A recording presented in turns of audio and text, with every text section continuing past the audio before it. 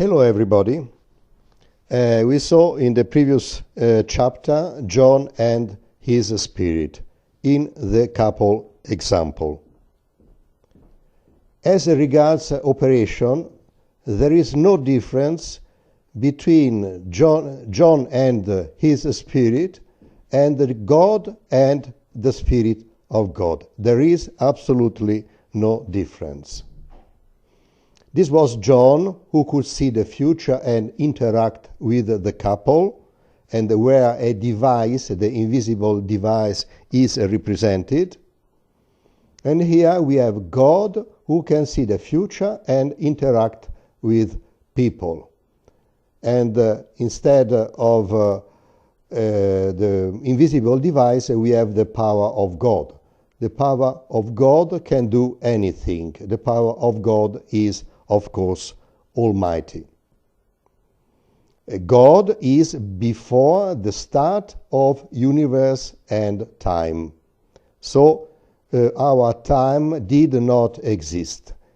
God was in his personal God's time. Here we have again the couple example where the spirit of John is represented. And similarly, we have here the diagram of God where the Spirit is represented. There is absolutely no difference in operation. If you remember the example of glasses, we have seen that we cannot live together with the Almighty God, because the Almighty God would have been tied to his written future. On the contrary, before the beginning of the universe, he is free to decide to do whatever he likes, to make whatever decision he likes. God is there because all decisions had to be made before the beginning of the universe. Otherwise, with outstanding issues, the futures would have been not known. The universe would have started without God knowing the true future. Therefore, he had to make all his work before the start of the universe. From our point of view, we are therefore now, but from our point of view, we are now observed by him, who is before the beginning of the universe. There he makes his decisions, and then he acts here among us in the form of a spirit, exactly as it happened in the couple example. The Spirit of God in action. He makes a decision. The Spirit comes from God because God is the source of his Spirit. And the Spirit here takes the decided action. It's exactly as it happened with the John's Spirit. Here it is a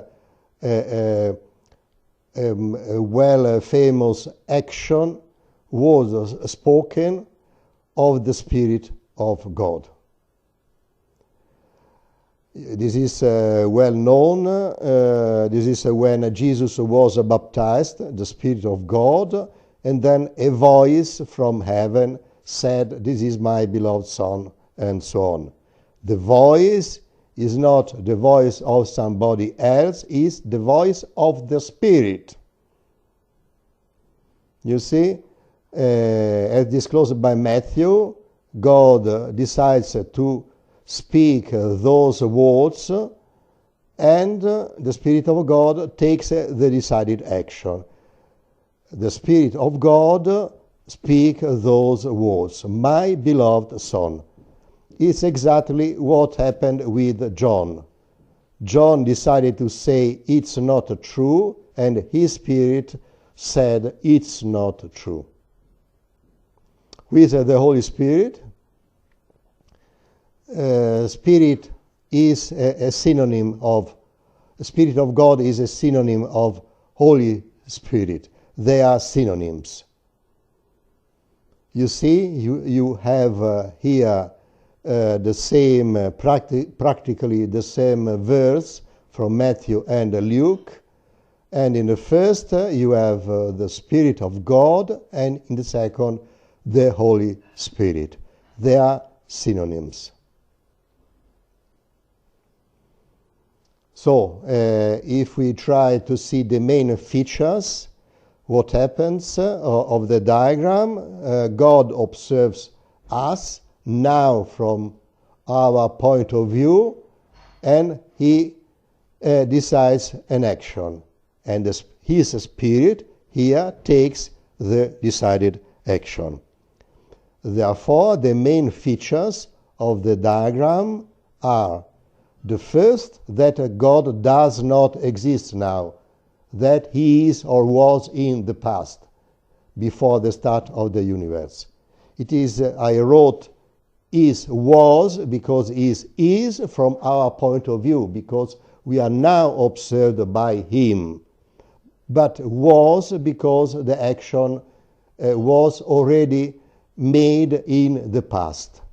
In the past, when in his own time platform. It is at that time, our time did not exist yet. So it is in a special God's time platform.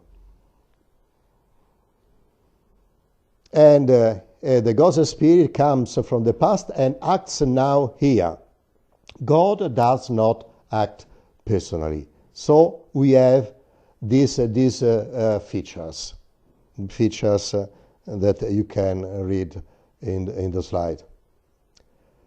Thank you very much. Thank you for watching, and the work is to be continued with chapter number 5. Thank you. Bye-bye.